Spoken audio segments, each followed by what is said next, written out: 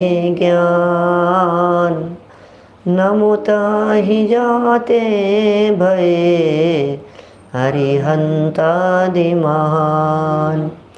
करि मंगल करि हो महा ग्रंथ करन के काज। जाते मिले समाज सब पावे निज पद राज। पावे निज पद राज। शिव उपाय करते प्रथम कारण मंगल रूप। विघ्न विनाशक सुख करण नमो शुद्ध शिव भूप। नमो शुद्ध शिव भूप। मोक्ष मार्ग प्रकाशक नामक यह ग्रंथ है आचार्य कल्प पंडित प्रबल टोडरमल जी साहब की यह सुंदर अनुपम रचना। और यहाँ सम्यक्त्व संबंधी चर्चा चल रही थी। सम्यक दर्शन के विविध प्रकार के लक्षण बतलाकर उनमें समन्वय किया। समन्वय करते हुए यह सिद्ध किया कि ये सम्यक दर्शन के जो लक्षण हैं ये सभी लक्षण जहाँ एक होता है वहाँ दूसरा होता है। इस तरह से सभी लक्षण एक दूसरे के साथ में अविनाभाव संबंध रखने वाले हैं। माने सभी लक्षण एक दूसरे के साथ में पाए जाते हैं। इतना बतला देने के उपरांत फिर यह भी सिद्ध किया यद्यपि ये चारों लक्षण एक साथ होते हैं लेकिन तो भी व्यावहारिक भूमिका में इनके अभ्यास का क्रम है। जब तक यथार्थ प्रतीति नहीं हो तब तक इनके अभ्यास को योग्य रीति से करना चाहिए। उसमें सबसे पहले बतलाया देवगुरु धर्म का श्रद्धान। देवगुरु धर्म का श्रद्धान, देवगुरु धर्म के स्वरूप का विचार, सच्चे देव कौन है, गुरु कौन है, जनवाणी क्या है, उसके स्वरूप का निरंतर विचार चिंतन चलता रहे। और उसके पश्चात सेकंड स्टेप पर तत्वार्थ का विचार चले। माने देवगुरु धर्म का विचार, उसके बाद में तत्वार्थ का विचार। और तत्वार्थ के विचार के बाद जब वो विचार और आगे बढ़ता है तो हम पहुंचते हैं आपा पर के विचार की तरफ, आपा पर के श्रद्धान करने के अभ्यास की तरफ। फिर एक स्टेप और आगे बढ़कर आत्मस्वरूप का विचार ही चलता रहे। जब ऐसा होता है, जब इस प्रक्रिया से चलते हैं तो टोडरमल जी ने कहा अवश्य ही आत्मानुभव होता है, सम्यक दर्शन की प्राप्ति होती है। पद्धति तो यही है, विधि तो यही है, प्रक्रिया तो यही है।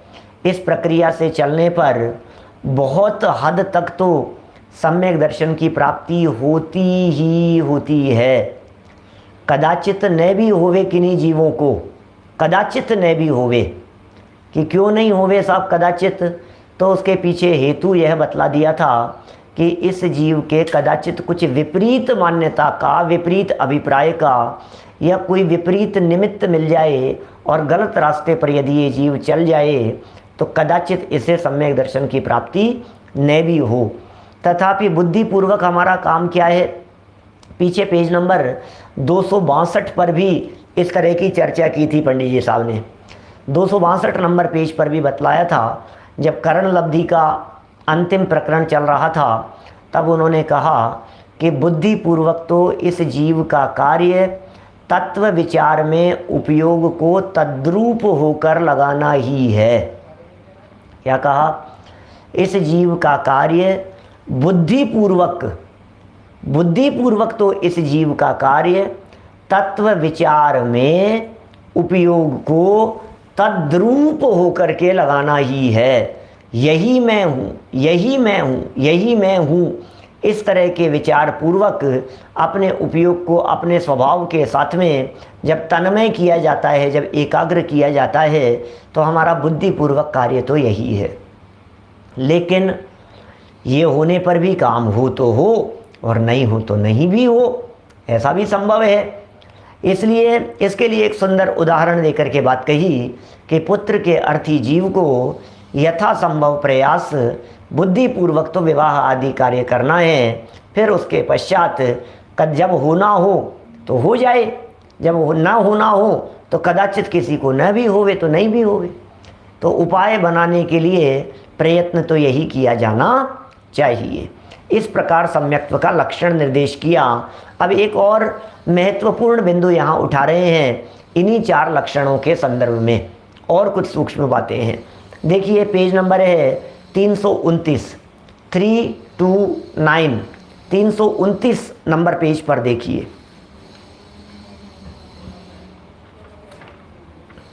यहाँ प्रश्न है कि सम्यक्त्व के लक्षण तो अनेक प्रकार कहे। अब देखो, अभी यहाँ सारी बातें पढ़ लेने के बाद में क्या सिद्ध हो गया कि सम्यक्त्व के लक्षण तो 1 नहीं, 2 नहीं, 3 नहीं, 4 हैं। चारों सम्यक्त्व के लक्षण याद हो गए होंगे सभी को। पहला सम्यक्त्व का लक्षण देवगुरु धर्म के स्वरूप का श्रद्धान, step by step. Second number तत्वार्थ श्रद्धान, फिर थर्ड नंबर पर आपा पर का श्रद्धान, और फोर्थ नंबर पर आत्म श्रद्धान। देखिए ये याद करना जरूरी है। मैं समस्त श्रोताओं से फिर कह रहा हूँ, पुनः पुनः आग्रह कर रहा हूँ, आपको यदि ये स्टेप ही याद नहीं होंगे तो आप क्या कर लेंगे। और आप ये भी कह सकते हैं हमें कौन सी पंडिताई करनी है, हमें कौन से प्रवचन करने हैं। अरे भाई, ये बातें प्रवचन करने के लिए नहीं है, ये बातें किसी और को समझाने सिखाने के लिए नहीं है। इन सारी बातों से तो अपना ही प्रयोजन हित भाषित होता हुआ नजर आता है। 257 नंबर पेज पे कहा था पीछे, अहो इनसे तो मेरा ही प्रयोजन सिद्ध होता हुआ नजर आता है। ये बातें बराबर ख्याल में होनी चाहिए कि इनसे किसी और का प्रयोजन नहीं है। समस्या ये है कि जब व्यक्ति ये समझता है कि ये तो इनका लाभ होगा, मुझे क्या मतलब है, ये मुझे बार बार याद करने के लिए कह रहे हैं, मैं क्यों करूं। जब पढ़ने के लिए कहा जाता है किसी बालक को, जब याद करने के लिए कहा जाता है किसी बच्चे को, जब याद करने के लिए कहा जाता है किसी व्यक्ति को, तो तुरंत वो कहता है मुझे क्या करना है पंडित जी, 47 शक्तियों के नाम कर लिए तो कर लिए, नहीं करे तो नहीं करे, उनसे कौन सी रोटियां खाने को मिलेगी, उनसे कौन सा बिजनेस चल जाएगा, मैं क्यों याद करूं इनको। समस्या ये है कि इसे खेलने में तो अपना प्रयोजन भाषित होता है। समस्या ये है इसे खाने पीने में, बिजनेस करने में, पैसा कमाने में तो अपना प्रयोजन भाषित होता है। लेकिन ये समझ में नहीं आता है कि मैं पैसा क्यों कमाता हूँ, ये समझ में नहीं आता है कि मैं बिजनेस क्यों कर रहा हूँ, ये समझ में नहीं आता है कि आखिर इन सब के पीछे प्रयोजन तो सुखी होने का ही है। क्या एक ही प्रयोजन है ना, पैसा कमाना हो, चाहे भोजन करना हो, चाहे घूमना फिरना हो, चाहे मौज मस्ती हो, इन सब के पीछे उद्देश्य क्या है, सुखी होना। तो इसी तरह से जब आपको लगता है कि इससे मेरा प्रयोजन भाषित होगा तो आपके कदम उधर बढ़ते हैं। आज यहाँ ये बतलाना चाह रहे हैं कि आपको ये लगना चाहिए, ये अंदर में फील होना चाहिए कि ये जो बातें याद करने के लिए, जो बातें प्रेरणा स्वरूप कही जाती है, इन बातों से तो मेरा ही हित है, इसमें मेरा ही भला होगा। कोई व्यक्ति को प्राकृत पढ़ना नहीं आता, किसी को संस्कृत पढ़ना नहीं आता, तो हमने कहा भैया इसको पढ़ो, तो वो क्या कहता है, नहीं नहीं मुझे पढ़ना नहीं आता। कि भैया पढ़ो, पढ़ने से पढ़ना आएगा। जब आप इसका अभ्यास करेंगे, जब आप उससे दूर ही हट जाएंगे तो फिर कैसे होगा, बोलो। भोजन कैसे किया जाता है, उपाय क्या है भोजन करने का, भोजन करना ही उपाय है। किसी भी कार्य को सीखने का उपाय उसे करना है, नहीं करने से नहीं होता है। गाड़ी चलाना सीखना है कि नहीं मुझे आती नहीं है, कि भाई तो स्टीयरिंग पे बैठनी मुझे आती नहीं है, अरे तू बैठ ना, कह रहे हैं ना कि नहीं नहीं मैं तो नहीं बैठूंगा क्योंकि मुझे आती नहीं है, तो जीवन में कभी नहीं सीख पाएगा। जिस तरह से लौकिक कार्यों में अपने उपयोग को लगाकर गाड़ी सीखने का प्रयत्न भी करता है, तैरना सीखना हो तो तैरना नहीं आते हुए भी गुरु के निर्देशन में पानी में उतरता है, ठीक उसी प्रकार यहाँ जो बातें जिनवाणी के माध्यम से कही जा रही है, इन बातों को बराबर अपना प्रयोजन जानकर समझने का प्रयत्न करना चाहिए। हमें नीरसता भी इन विषयों में इसीलिए लगती है क्योंकि हमें ऐसा लगता है अरे यार पता नहीं क्या बातें चल रही है, अरे यार इनसे क्या होगा यार, ये सब बेकार की बातें हैं, पता नहीं क्या है, कुछ कहानी सुना दो, कुछ चुटकुला सुना दो, कुछ हंसी मजाक का प्रसंग सुना दो तो हमारा मन लगा रहे। प्रवचन में मन नहीं लग रहा है। क्यों नहीं लग रहा है भाई साहब? इसलिए नहीं लग रहा है क्योंकि आपको ये लग रहा है पता नहीं किसकी बातें कर रहे हैं। भैया इनसे मेरा ही प्रयोजन भाषित होता है। देखो अब 4 जो लक्षण कहे, उम्मीद करता हूँ सबको याद हो गए होंगे। ये कह रहे हैं यदि ये 4 लक्षण कहे हैं तो फिर आपने इसी ग्रंथ में प्रतिपादन करते समय तत्वार्थ श्रद्धान को क्यों हाईलाइट किया, ये बतलाइए। तत्वार्थ श्रद्धान लक्षण को क्यों प्रमुख किया, जब चार हैं और चारों ही लक्षण कहे गए हैं और लक्षण भी कहे गए हैं, तो फिर आपने तत्वार्थ श्रद्धान की बात ही क्यों की, ये बतलाइए। क्या जवाब सुनिए, समाधान बतलाते हैं। बहुत ही सुंदर भाव भाषण कराने के लिए समाधान किया है पंडित जी साहब ने। तुच्छ बुद्धियों को देखना, एक एक लक्षण की बात करेंगे। यहाँ तत्वार्थ श्रद्धान को मुख्य क्यों किया गया है, उसकी सिद्धि कर रहे हैं पंडित जी साहब, और एक एक स्टेप पर चलेंगे। तुच्छ बुद्धियों को, तुच्छ बुद्धि मतलब कौन होते हैं? तुच्छ बुद्धि का मतलब बिना पढ़े लिखे का मतलब तुच्छ बुद्धि नहीं होता है। हमें ऐसा लगता है हम तो पढ़े लिखे नहीं हैं साहब, तुच्छ बुद्धि हैं, हमें तो पढ़ना लिखना नहीं आता है, तुच्छ बुद्धि हैं, गांव के हैं, ग्रामीण हैं, पगड़ी बांधते हैं, खेती करते हैं, हम तो तुच्छ बुद्धि हैं। नहीं भाई, इसे तुच्छ बुद्धि नहीं कहते हैं। यहाँ तुच्छ बुद्धि शब्द का अर्थ यह है कि जो उपयोग एकाग्र नहीं कर पा रहा है, जिसके पास में क्षयोपशम बहुत तीव्र नहीं है, ये कह रहे हैं यहाँ तुच्छ बुद्धियों को अन्य लक्षणों में प्रयोजन प्रकट भाषित नहीं होता। बुद्धि कम लगाता है ना, उपयोग एकाग्र नहीं करता है, तो इसमें प्रयोजन कम भाषित होता है, वह भ्रम उत्पन्न होता है अन्य लक्षणों में। और इस तत्वार्थ श्रद्धान लक्षण में, तत्वार्थ श्रद्धान लक्षण में प्रकट प्रयोजन भाषित होता है, कुछ भ्रम उत्पन्न नहीं होता, इसलिए इस लक्षण को मुख्य किया है। वही बतलाते हैं, इस बात को आगे सिद्ध कर रहे हैं कि इसे मुख्य करके क्या कहना चाहते हैं। माने ये देख लीजिए, तत्वार्थ श्रद्धान से हमें स्पष्ट ख्याल में आ रहा है कि क्या करना है, क्या ग्रहण करना है, क्या छोड़ना है, कौन से पद को प्राप्त करना है, ये बात हमें स्पष्ट ख्याल में आ रही है। जब हमने कहा तत्वार्थ श्रद्धान करो, हमने कहा देवगुरु धर्म का श्रद्धान करो, तो वो बात स्पष्ट ख्याल में नहीं आती है कि भाई देवगुरु धर्म के श्रद्धान की बात क्यों कही है। तो हमें ऐसा लगता है भगवान की पूजन करने के लिए कही होगी।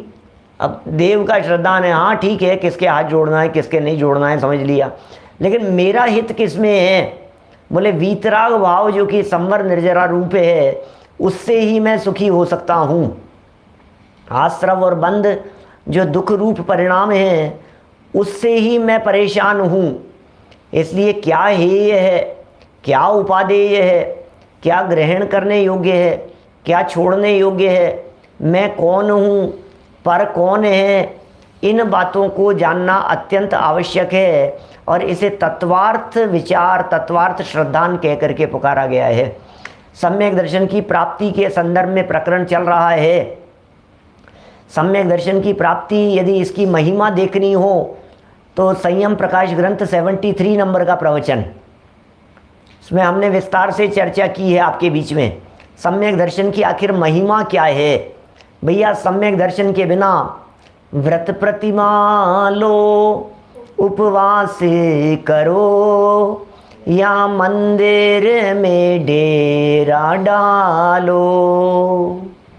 व्रत ले लो, प्रतिमा ले लो, उपवास कर लो, तपस्चरण कर लो, बहुत शास्त्रों का अभ्यास कर लो, लेकिन यदि सम्यक दर्शन की प्राप्ति नहीं हुई, आपने अणुव्रत ले लिए, आपने महाव्रत ले लिए, लेकिन यदि सम्यक दर्शन की प्राप्ति नहीं हुई, तो इन सब को आत्मानुशासन के 15 नंबर के श्लोक में पत्थर के समान कहा गया है। और यदि यही सब करते हुए सम्यक दर्शन साथ में होता है तो उसे बहुमूल्य रत्न के समान कहा गया है। अब आप देखिए, वही चीज़ रत्न में कन्वर्ट हो जाएगी और वही चीज़ पत्थर के समान हो जाएगी, सिर्फ एक सम्यक दर्शन की ही महिमा है।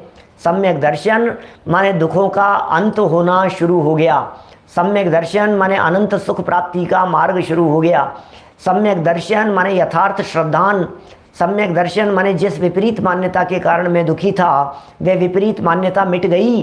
क्या सम्यक दर्शन माने उल्टी मान्यता मिट गई। सम्यक दर्शन माने हम उलट पुलट हो गए। सम्यक दर्शन का मतलब हम समझ नहीं सके वस्तु स्थिति क्या है। सम्यक दर्शन का मतलब ये नहीं समझ सके थे वो मिथ्या दर्शन, और समझ लिया वो सम्यक दर्शन।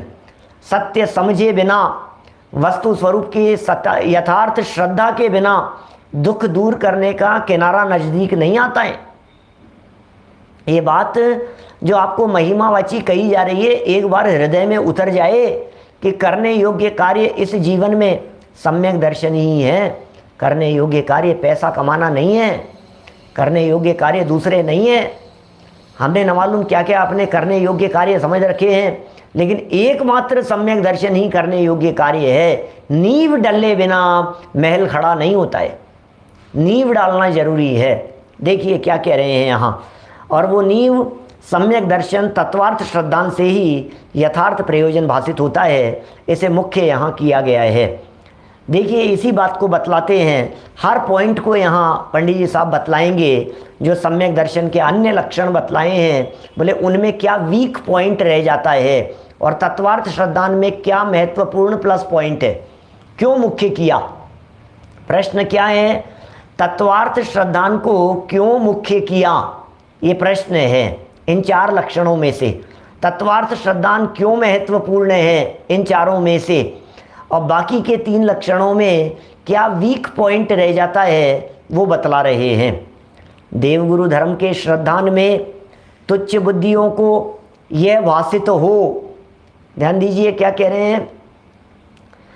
देवगुरु धर्म के श्रद्धांत में, देव का श्रद्धान, गुरु का और धर्म का श्रद्धान, भरोसा है हमारे को। अरे लेकिन ये जो श्रद्धा, श्रद्धा तो कहता है देवगुरु धर्म का श्रद्धान, देवगुरु धर्म का श्रद्धान, लेकिन श्रद्धा का मतलब ही नहीं समझता है। श्रद्धा माने क्या होता है, देवगुरु धर्म की श्रद्धा का मतलब क्या है। ये ऐसा कहता है मुझे पूरी श्रद्धा है, मेरे कोरोना हो गया और मैंने पार्श्वनाथ भगवान को याद किया और मेरा कोरोना मिट गया, मुझे पूरी श्रद्धा है पार्श्वनाथ भगवान के ऊपर। इसे श्रद्धा नहीं कहते हैं। ये जीव कहाँ कहाँ अपनी मान्यताओं में श्रद्धा को लेकर के बैठा है। श्रद्धा श्रद्धा श्रद्धा, ये ऐसा सोचता है कि मेरी श्रद्धा नहीं, पूरी श्रद्धा है भाई साहब, भगवान पर पूरी श्रद्धा है, गुरुओं के ऊपर पूरी श्रद्धा है भाई साहब, अपने तो काम गुरुओं के आशीर्वाद से ही होते हैं। इसे गुरुओं की श्रद्धा समझता है। इसे श्रद्धा नहीं कहते, ये गुरु की श्रद्धा नहीं है। धर्म की श्रद्धा भी समझता नहीं है। यहाँ स्वरूप श्रद्धा महत्वपूर्ण है। आइए जैन साहब, स्वरूप की श्रद्धा महत्वपूर्ण है और स्वरूप की श्रद्धा इसे होती नहीं है। तो ये देवगुरु धर्म के श्रद्धान में तुच्छ बुद्धियों को यह भाषित हो, क्या भाषित हो कि अरहंत देवादिक को मानना।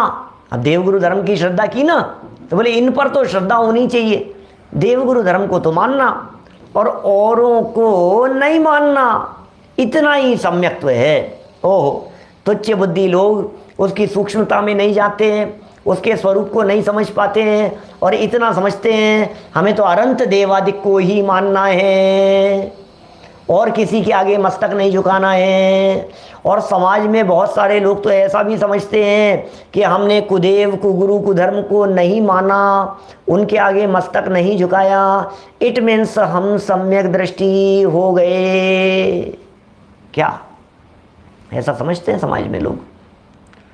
कई लोग तो यदि सभा में आप ये कह दो ना कि ये मिथ्या दृष्टि है, कोई स्वाध्यायी व्यक्ति कह देवे तो मजाक बनाने लगते हैं, मिथ्या दृष्टि, इतने सालों से प्रवचन सुन रहे हैं फिर भी मिथ्या दृष्टि। मंदिर आने को ही क्या लोग मंदिर आने तक को सम्यक दृष्टि कह देते हैं। अब क्या कहो, बोलो क्या स्थिति है। तो कह रहे हैं जो व्यवहारी जीव हैं, जो तुच्छ बुद्धि जीव हैं, वे बेचारे समझते नहीं हैं। क्या भ्रम हो जाता है भाई सचिन लोहाड़िया जी, भ्रम हो जाता है। ऐसा है समाज में, यही स्थिति है। जय कुमार जी साहब रतलाम वाले, बोलो समाज में यही स्थिति है। हम जो बात कह रहे हैं ये अनुभव की बात कह रहे हैं। हमने कई लोगों से सुना है समाज में। हमारी स्वाध्याय सभा में आने वाले कुछ लोग प्रवचन सुनने कहीं गए और उनसे पूछा तो उन्होंने कहा किस किस को सम्यक दर्शन प्राप्त करना है, उन्होंने हाथ खड़ा कर दिया तो लोग हंसने लग गए। सभा में जो थे वे मजाक बनाने लग गए, ये मिथ्या दृष्टि है, ये मिथ्या दृष्टि है, इतने सालों से पढ़ रहे हैं सुन रहे हैं, ये मिथ्या दृष्टि है। अरे भाई इतना सस्ता सम्यक दर्शन समझ रखा है, जिनेंद्र देव के जाकर के दर्शन कर लिए और दर्शन करने का नाम सम्यक दर्शन समझ लिया। देव दर्शन का नाम सम्यक दर्शन नहीं है, आत्म दर्शन का नाम सम्यक दर्शन है। जिनेंद्र देव की श्रद्धा का नाम सम्यक दर्शन नहीं है, अपने आप की श्रद्धा का नाम सम्यक दर्शन है। तत्वार्थ श्रद्धा का नाम सम्यक दर्शन है। बाहर में तो सुधर गया, कुदेव के पास तो नहीं गया, कुगुरु के पास तो नहीं गया, कुधर्म सेवन तो नहीं किया, इसमें तो दृढ़ हो गया है और ये समझता है अब हम सम्यक दृष्टि नहीं हो गए, इतना ही सम्यक्त्व है, अब हम सम्यक दृष्टि हो गए, इतना मात्र ही सम्यक्त्व है। देखो कितना, इसलिए देवगुरु धर्म को हाईलाइट नहीं किया इन्होंने। यद्यपि देवगुरु धर्म के स्वरूप की श्रद्धा में तत्वार्थ श्रद्धान भी गर्भित है, लेकिन फिर भी 4 लक्षणों में से तत्वार्थ श्रद्धान को क्यों हाईलाइट किया, ये मुद्दा चल रहा है मेन। देवगुरु धर्म की श्रद्धान में तुच्छ बुद्धियों को यह भाषित हो, क्या भाषित हो तुच्छ बुद्धियों को, क्या यह भाषित हो कि अरहंत देवादिक को मानना, ये भाषित हो रहा है, और को नहीं मानना, ये भाषित हो रहा है तुच्छ बुद्धियों को। अरहंत देवादिक को ही मानना और को नहीं मानना, ये तुच्छ बुद्धियों को भाषित हो रहा है, और ये समझ रहा है इतना ही सम्यक्त्व है। और सम्यक दर्शन क्या होता है, इसके अलावा और सम्यक दर्शन क्या चीज़ है? वहाँ जीव अजीव का वह बंध मोक्ष के कारण कार्य का स्वरूप भाषित ना हो।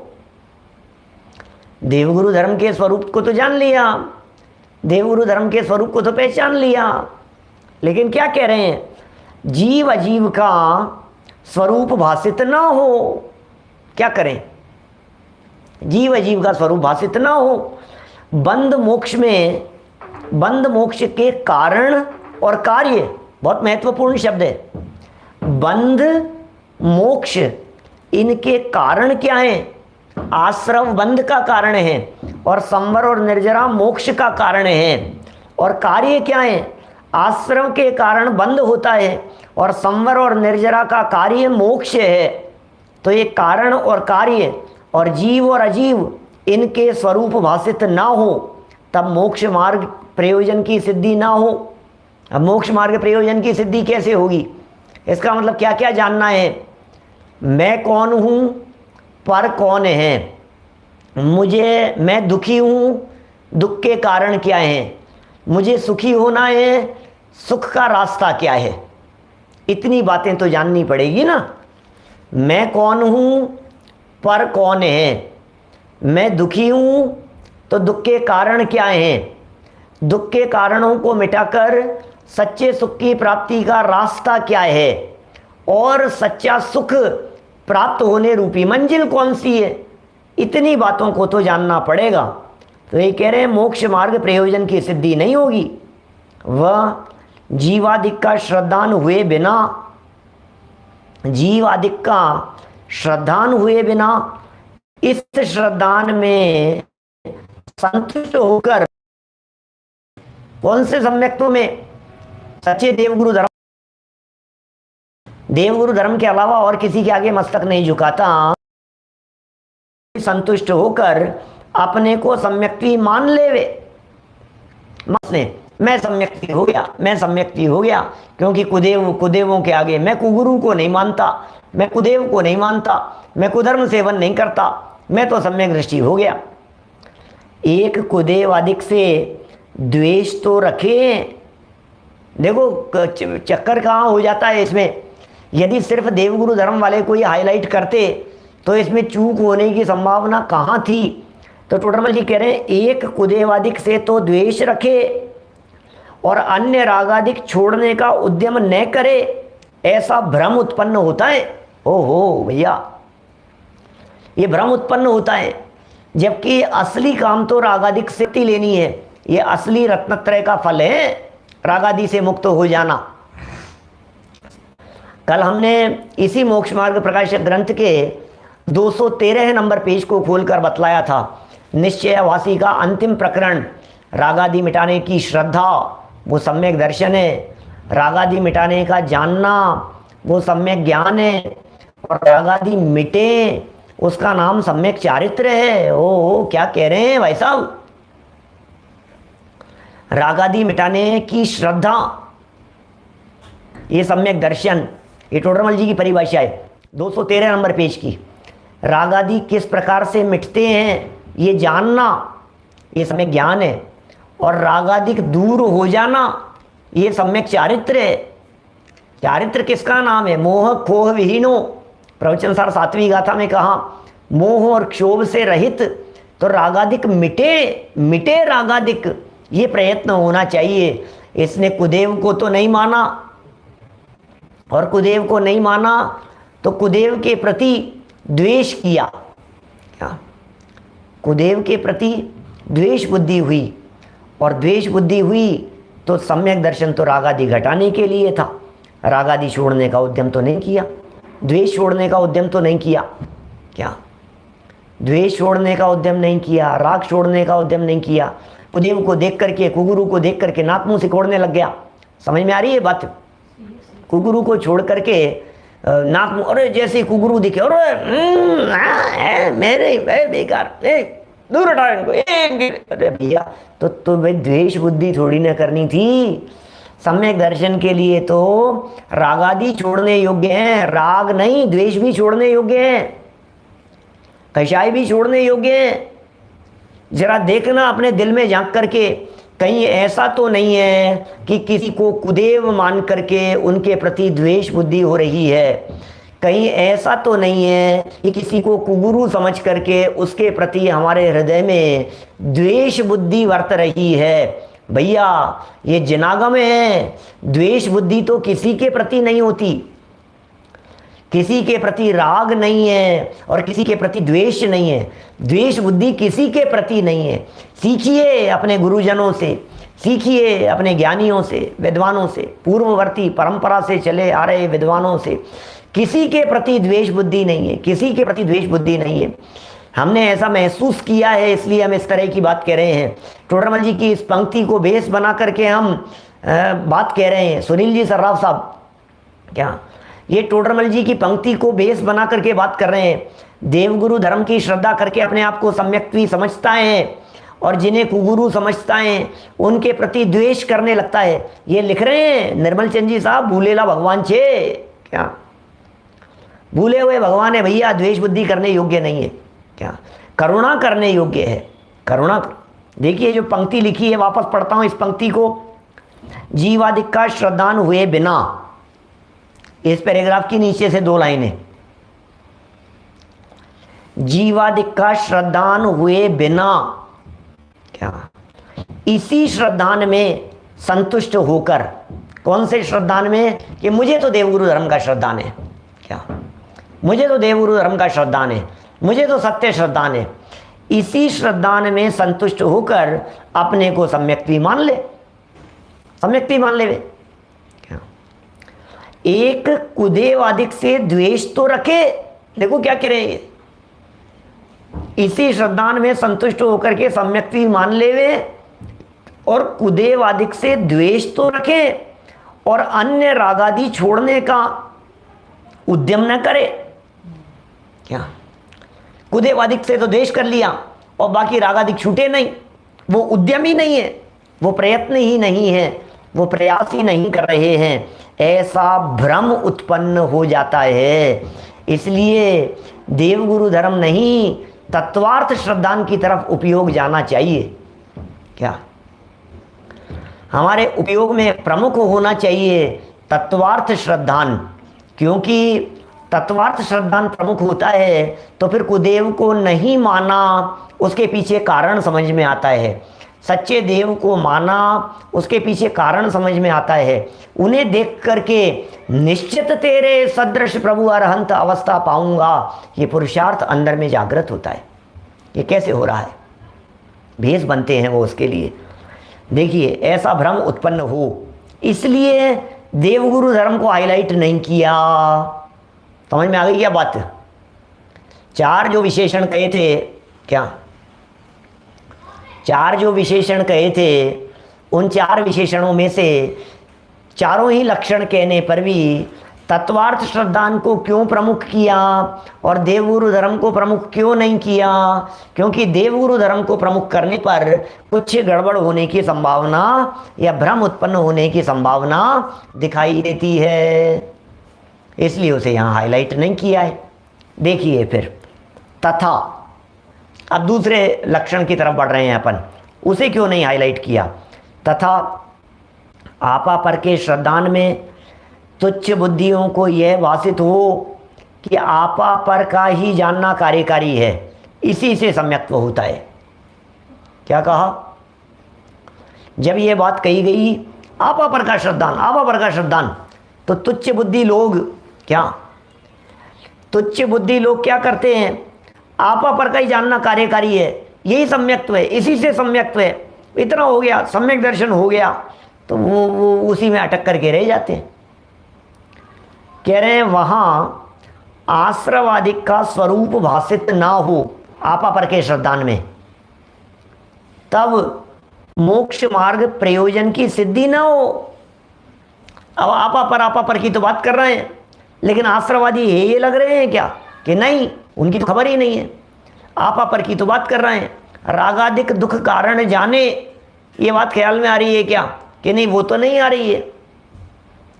वीतरागता ही धर्म है, वही सच्चे सुख का रास्ता और मार्ग है, ये बात पकड़ में आ रही है क्या कि नहीं? वो तो नहीं आ रही है।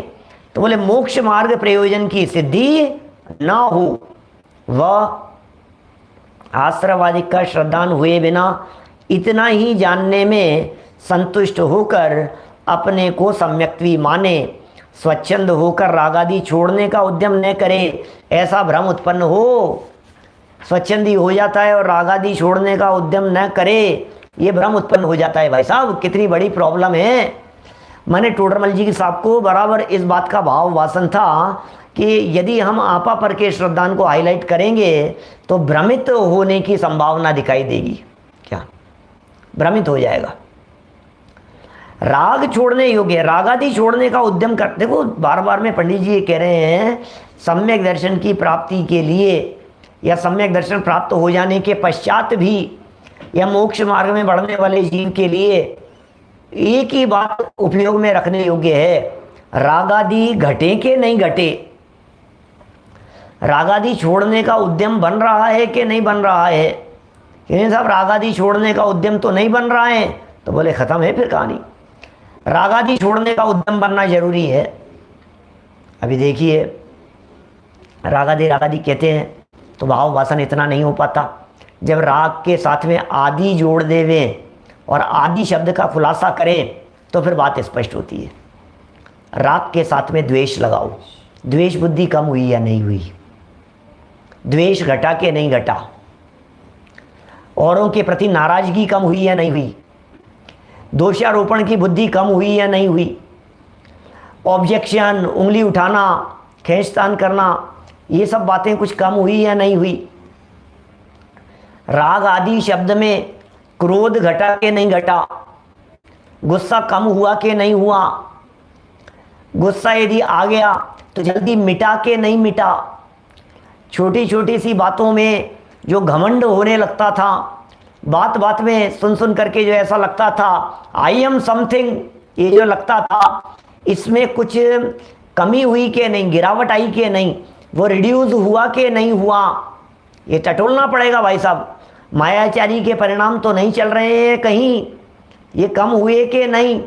उद्यम तो ये होना चाहिए कि मायाचारी का परिणाम नहीं हो, उद्यम तो ये होना चाहिए असत्य का परिणाम नहीं हो, उद्यम तो ये होना चाहिए क्रोध का परिणाम नहीं हो, उद्यम तो ये होना चाहिए लोभ लालच का परिणाम नहीं हो, उद्यम तो ये होना चाहिए किसी के प्रति नाराजगी द्वेष बुद्धि ना हो, उद्यम तो ये होना चाहिए राग भी घट रहा है या नहीं।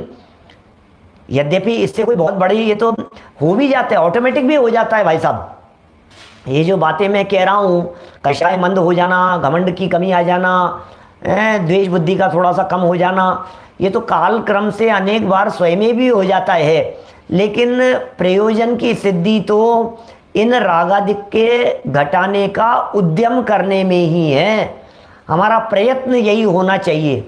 झगड़ा बढ़ाने का प्रयत्न है कि झगड़ा मिटाने का प्रयत्न है। दिल पर हाथ रख कर के सोचना, हमारी कहीं वृत्ति, हमारी कहीं प्रवृत्ति, हमारा कहीं चिंतन, हमारी कहीं सोच झगड़ा बढ़ाने की तरफ तो नहीं चल रही है, या हमारी बुद्धि झगड़ा मिटाने की तरफ चलती है। हमारे एक्शन से विवाद बढ़ेगा कि विवाद घटेगा, बराबर सोचना इसके बारे में। ज्ञानी विचार करता है, विवाद बढ़ाने का नहीं, विवाद को घटाने का प्रयास करता है। जिसकी बुद्धि में बार बार ये आता हो कि नहीं नहीं हमें तो विवाद बढ़ाना है, बढ़ता हो तो बढ़ो, हमें तो बढ़ाना है, हमें कोई मतलब नहीं है, हम क्यों घटाएं, हम क्यों करें, सामने वाला करेगा, हम नहीं चाहते, हमें नहीं मिटाना है, जिसको मिटाना हो वो मिटाए, हम नहीं मिटाएंगे। तो इसका मतलब अभी दिल्ली दूर दिखाई दे रही है।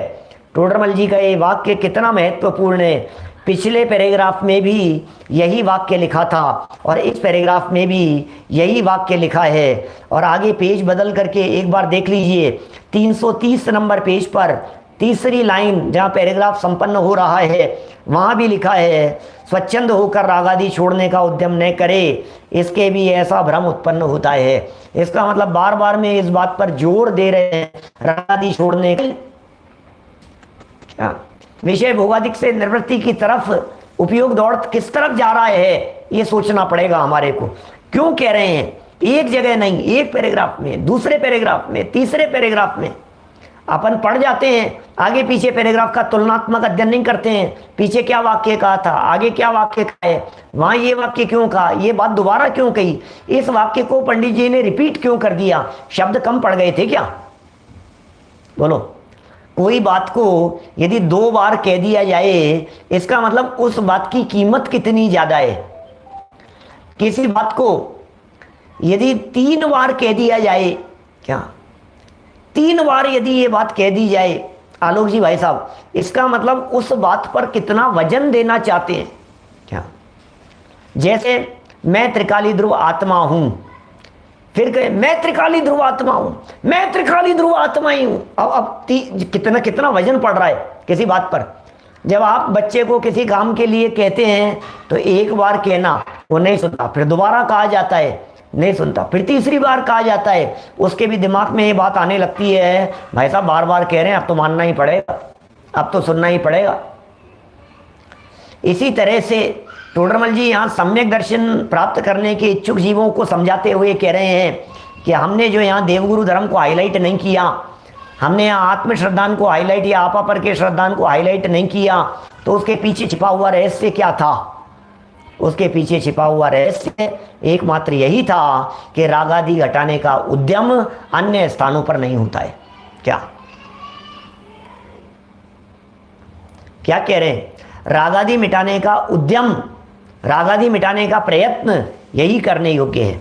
देखिए क्या लिख रहे हैं, नेक्स्ट पैराग्राफ पढ़ता हूं, 329 नंबर पेज पर। आपा पर के श्रद्धान में, पढ़ लिया क्या ये वाला? वापस पढ़ लो। आपा पर के श्रद्धान में तुच्छ बुद्धियों को यह भ्रम भाषित हो, क्या भ्रम भाषित हो कि आपा पर का ही जानना कार्यकारी है, ये भ्रम हो गया। इसी से सम्यक्त्व होता है। वहां आश्रवादिक का स्वरूप भाषित ना हो। अब आपा पर का आपा पर तो हो रहा है, अब स्वरूप भाषित नहीं हो रहा है आश्रवादिक का, तब मोक्ष मार्ग प्रयोजन की सिद्धि ना हो, तब मोक्ष मार्ग प्रयोजन की सिद्धि ना हो, मार्ग रूप प्रयोजन की सिद्धि न हो। वे आश्रवादिक का श्रद्धान हुए बिना, आश्रव का श्रद्धान हुए बिना इतना ही जानने में संतुष्ट होकर के अपने को सम्यक्त्वी मान ले। आपा पर का है भाई साहब, आपा पर का है, मैं तो सम्यक्त्वी हो गया, आपा पर का श्रद्धान है, मैं तो सम्यक्त्वी हो गया। स्वच्छंद होकर, ओहो स्वच्छंद होकर, अब मिलाना ऊपर से, रागादि छोड़ने का उद्यम ना करे। क्या देवगुरु धर्म के अंदर बात कही थी, कुदेवादिक से द्वेष रख करके रागादि छोड़ने का उद्यम न करे। यहाँ कह रहे हैं स्वच्छंद होकर के रागादि छोड़ने का उद्यम ना करे, प्रयत्न में ही नहीं है। रागादि छोड़ना है, कषायों को जीतना है, कषायों पर विजय प्राप्त करनी है, ये तो अभी हमारे एजेंडे में ही नहीं है, अभी तो हमारे काम में ही नहीं है भाई साहब। क्या बोलो, समझ में आ रही है क्या बात? ये स्वच्छंद होकर के रागादि छोड़ने का उद्यम न करे, ऐसा भ्रम उत्पन्न हो। क्या स्वच्छंद होकर के का मतलब ये है, स्वच्छ अभी मैंने खुलासा किया तो था, स्वच्छंद शब्द नहीं बोला था, लेकिन जब इसे ये कहा जाए कि गुस्सा मत करो, तो इसे क्यों नहीं करूं गुस्सा, इसका नाम है स्वच्छंद होकर। इसे समझाया जाए कोई बात। एक तो समझा रहे हैं, कोई व्यक्ति करुणा करके समझा रहे हैं, तो जो पलट करके जवाब दिया जाता है उस बात को न समझ करके, न स्वीकार करके, इसका नाम है स्वच्छंद हो करके। ये स्वच्छंद हो गया है। ये कहता है नहीं नहीं, मुझे तो आप पर का श्रद्धान है, और क्या करना है, मैं तो सम्यक दृष्टि हो गया। इसलिए सम्यक दर्शन है कि राग आदि हरे छूटने हो गए, छूट जाएंगे, हो जाएंगे अपने आप, मुझे क्या करना है, अपने आप हो जाएगा। क्रमबद्ध है, इसका नाम स्वच्छंदी। क्रमबद्ध का विचार करके कह रहा है क्रमबद्ध है, क्रमबद्ध है। गुस्सा क्यों कर रहे हो भैया, यही क्रमबद्ध है, यही क्रमबद्ध है, होनारी ऐसी है। और ज्यादा कुछ कहो तो ऐसा कहता है कि तुम्हारे पाप कर्म का उदय। गजब हो गया भैया, सामने वाले के तो पाप कर्म का उदय समझ में आ रही है, लेकिन तुम पाप बंद क्यों कर रहे हो ये समझ में नहीं आ रही है। मैं पाप बंद क्यों कर रहा हूं, सचिन जी आपके ऊपर गुस्सा करता रहूं, आपके ऊपर चिल्लाता रहूं, और आप ये कहो कि भैया गुस्सा क्यों करते हो, तुम्हारे पाप कर्म का उदय। सचिन जी तुम्हारे पाप कर्म का उदय, इसलिए मेरा मन ऐसा हो रहा है कि मैं तुम्हारे ऊपर चिल्लाऊं। तुम्हारे पाप कर्म का उदय है इसलिए मैं तुम्हारे को डांटूंगा। तुम्हारी पाप कर्म का उदय है इसलिए तुम्हारे अनुसार नहीं चलूंगा। तुम्हारी पाप कर्म का उदय है इसलिए तुम्हारे साथ ऐसा करूंगा। अरे भाई दूसरे के लिए नहीं है, जिनवाणी मेरे लिए है। क्या ये जिनवाणी किसी और के लिए नहीं है, ये जिनवाणी मेरे लिए है। स्वच्छंदी नहीं होना कभी भी, रंच मात्र भी स्वच्छंदी नहीं होना। जहां रागादि घटाने का प्रयोजन हो, स्वयं प्रयास करना। ये प्रयास मेरा है कि झगड़ा नहीं हो, ये प्रयास मेरा है कि विवाद नहीं हो, ये प्रयास मेरा है कि लड़ाई नहीं हो, ये प्रयास मेरा है कि क्रोध नहीं हो, ये प्रयास मेरा है। ये अपने ही प्रयास है, क्योंकि रागादि घटा करके सम्यक दर्शन किसे लेना है हर्षवर्धन जी, कि मुझे लेना है। तो प्रयास किसको करना है, कि मुझे करना है। ये प्रयत्न किसका होना चाहिए, कि मेरा होना चाहिए। जिग्नेश भाई जिम्मेदारी किसकी है, ये जिम्मेदारी बच्चों की नहीं है, ये जिम्मेदारी माता पिता की नहीं है, ये जिम्मेदारी अपने स्पाउस की नहीं है। क्यों, जिसे सम्यक दर्शन लेना हो, जो इसके बारे में अपनी जिम्मेदारी समझे, वो स्वयं को बदलने का प्रयत्न करे। और तो क्या कर सकते हैं, किसी और पर तो अपनी चलती नहीं है। इसलिए स्वयं को ही निरंतर बदलने का प्रयत्न किया जाना चाहिए। इसका नाम है स्वच्छंद होकर के प्रवर्तन करता है और राग आदि मिटाने का प्रयत्न नहीं करता है। मनीष वत्सल जी साहब, सबकी जिम्मेदारी है। मैं कहता हूं यदि इस बात को मद्देनजर रखा जाए तो गृहस्थियां सुधर जाए। इस बात को यदि ध्यान रखा जाए तो घर घर के झगड़े मिट जाए। इस बात को यदि ध्यान में रखा जाए तो देवरानी जिठानी के झगड़े नहीं होवे। इस बात को यदि ध्यान में रखा जाए तो पति पत्नी के झगड़े नहीं होवे। इस बात को यदि ध्यान रखा जाए तो सास बहू के झगड़े नहीं होवे। क्यों, क्योंकि दोनों को ये बात सोचनी है कि मुझे झगड़ा नहीं करना है, बस खत्म बात। एक ही बात तो सोचनी है, नहीं नहीं मैं झगड़ा क्यों नहीं करूंगा, झगड़ा तो मैं करूंगा। तो भैया जो झगड़े करने की भावना रखता है वो सम्यक दर्शन से दूर होता है। बोलो क्या बात कह रहे हैं यहाँ, ये बात क्या कह रहे हैं। ये छोड़ने का उद्यम कौन करे, इसको छोड़ने का उद्यम करना है।